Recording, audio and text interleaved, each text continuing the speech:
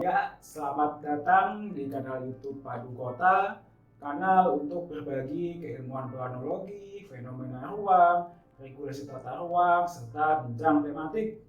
Akhir-akhir ini banyak sekali taman-taman atraktif yang disediakan oleh kota-kota di Indonesia. Seolah-olah taman adalah sebagai salah satu bentuk keberhasilan seorang kepala daerah dalam membangun wilayahnya. Ini adalah hasil dari pencarian di Google dengan keyword taman di Semarang.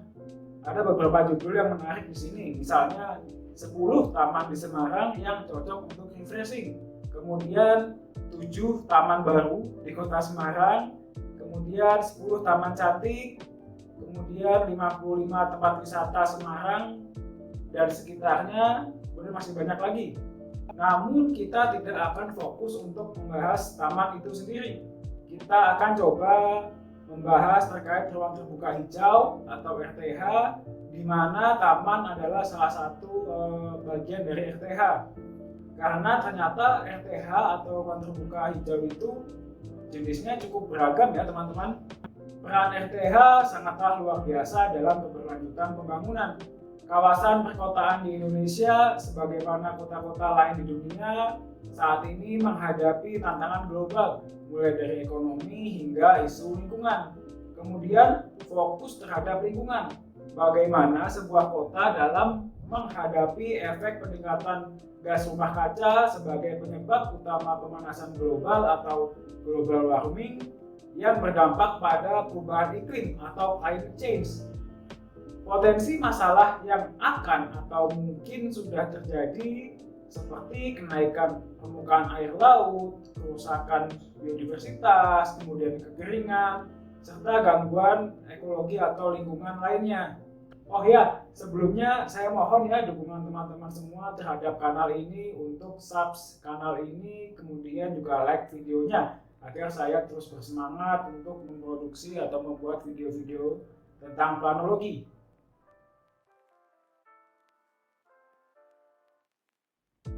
Pembahasan kali ini saya akan menggunakan Peraturan Menteri ATR _BPN nomor 14 tahun 2022 tentang penyediaan dan pemanfaatan ruang terbuka hijau sebagai referensi utama saya. Saya mohon koreksi apabila ada kesalahan saya dalam memaknai peraturan tersebut, terutama terkait RTH-nya ya. Koreksi tersebut dapat disampaikan melalui kolom komentar atau melalui email yang tercantum di deskripsi video ini.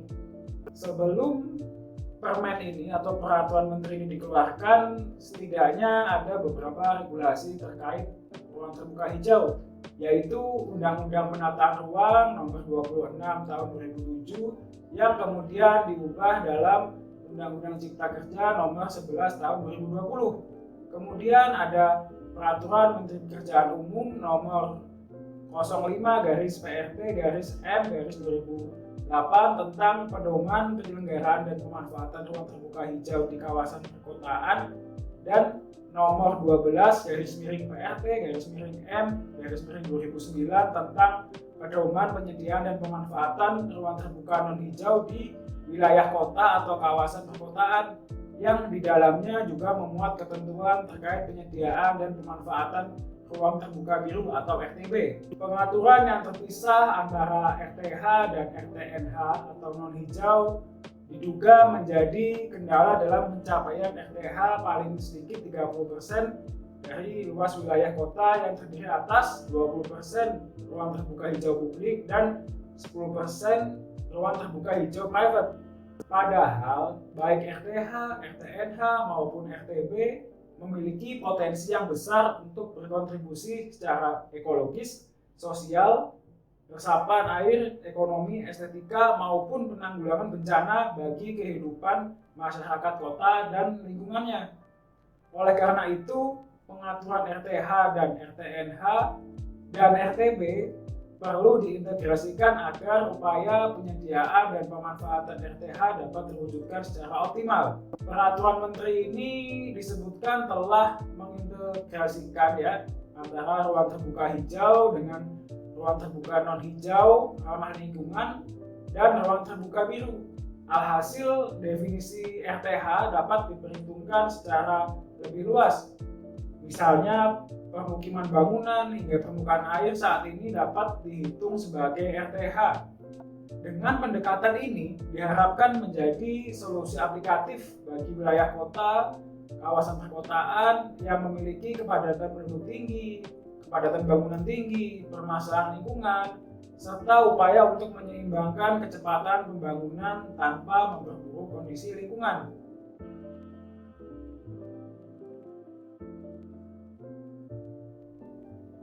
Baik, selanjutnya adalah tentang tipologi RTH. Di sini saya akan menggunakan bab 2 pasal 3 di Permen 14 tahun 2022 ini, yaitu bahwa RTH terdiri atas RTH publik dan RTH private.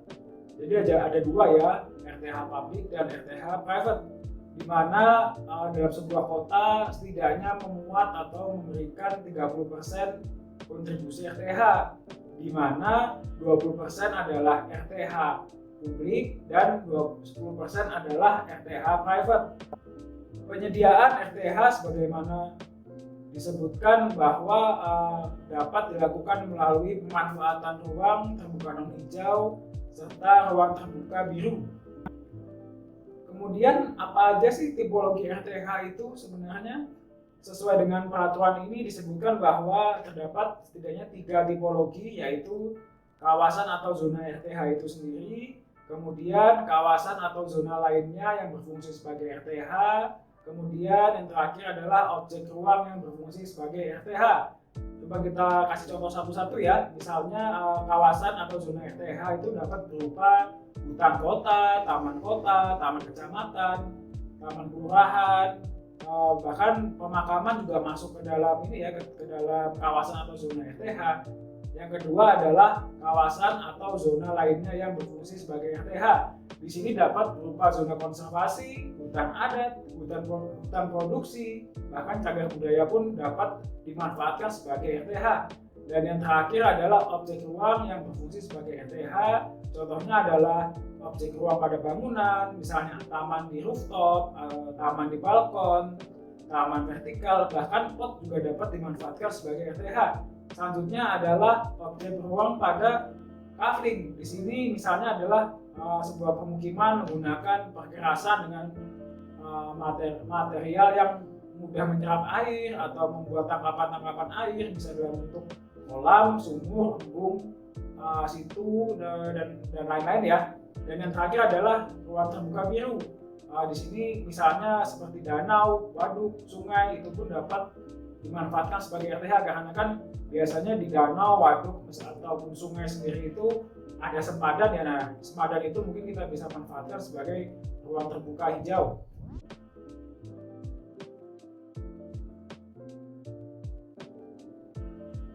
Ya, bisa kita lihat yang pertama adalah kawasan atau zona RTH. Jadi di sini adalah contoh dari penyediaan RTH dalam bentuk taman kota. Jadi menariknya pada peraturan ini juga sudah ditentukan bagaimana dalam menyediakan taman kota itu sendiri. Misalnya taman kota harus dilengkapi dengan fasilitas rekreasi, fasilitas olahraga, serta ruang terbuka biru berupa danau atau kolam atau detensi, kemudian sumur resapan, kemudian biosphere, kemudian kebun hujan atau rain garden, dan kemudian biopore. Dan di sini juga disampaikan bahwa taman kota harus disediakan dalam skala kota ya, yaitu misalnya dengan radius pelayanan 5.000 meter dengan luas lahan kecil 50 meter 50. Di sini juga sudah dicantumkan ya bagaimana standar dalam menyediakan RTH taman kota dalam skala kota, misalnya radius pelayanan 5.000 meter dengan luas paling kecil 50.000 meter persegi. Kemudian proporsi RTH taman adalah 85% tutupan hijau dan 15% non hijau dan sebagainya, hingga disebutkan juga dari 85% tersebut harus bagaimana, akan integritasnya seperti apa. Kemudian pengembangan yang 15% yang non hijau itu harus pakai material yang seperti apa. RTH taman kota harus disediakan dalam skala kota, yaitu dalam radius pelayanan 5.000 meter dengan luas minimal 50.000 meter persegi, dengan proporsi taman adalah tutupan hijau 85% dan tutupan non hijau adalah 15%. Kemudian dari 85% tersebut harus digunakan jenis vegetasi tertentu. Kemudian 15% tersebut material ramah lingkungan juga harus diterapkan dalam proses pembangunannya. Kemudian adalah contoh dari kawasan atau zona lainnya yang berfungsi sebagai RTH. Jadi di sini yang digunakan sebagai contoh adalah bangunan cagar budaya, ya ini mirip seperti Candi Borobudur hanya sebagai ilustrasi.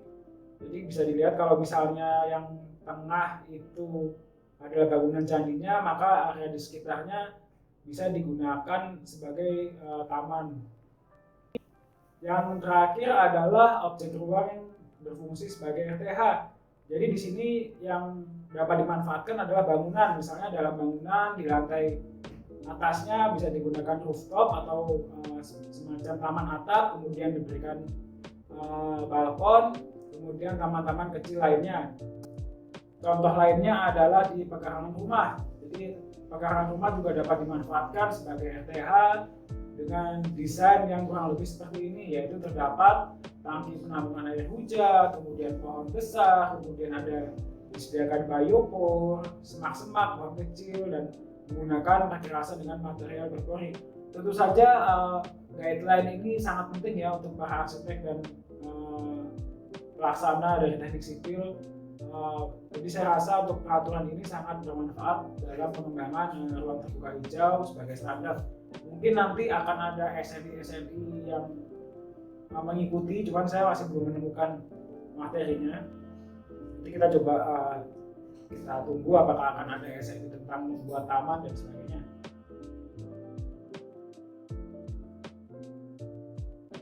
Masuk kesimpulan pada video kali ini. Yang pertama adalah Peraturan Menteri ATR /BPN nomor 14 tahun 2022 tentang penyediaan dan pemanfaatan ruang terbuka hijau ini disebutkan telah mampu untuk mengintegrasikan antara peraturan ruang terbuka hijau, ruang terbuka non hijau, kemudian ruang terbuka biru. Yang kedua adalah dalam suatu wilayah kota atau kawasan perkotaan wajib menyediakan paling sedikit 30% ruang terbuka hijau dengan proporsi paling tidak 20% adalah ruang terbuka hijau publik dan 10% adalah ruang terbuka hijau privat.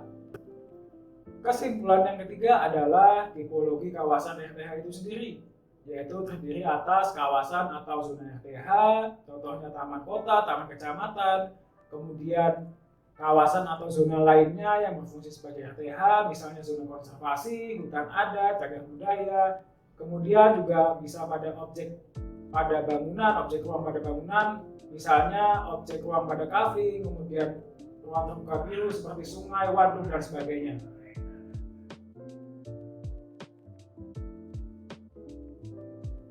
Baik, kita tadi sudah selesai ya membahas tentang penyediaan ruang terbuka hijau atau RTH, terutama pada tipologi RTH itu sendiri. Video ini merupakan bagian pertama dari pembahasan Permen ATR /BPN nomor 14 tahun 2022 tentang penyediaan dan pemanfaatan ruang terbuka hijau. Nantikan pembahasan lanjutan dari peraturan tersebut, yaitu tentang bagaimana merencanakan RTH hingga memanfaatkan RTH itu sendiri. Tentu saja hal ini tidak kalah menarik ya, terutama bagi teman-teman planner, arsitek, lanskap, dan teknik sipil.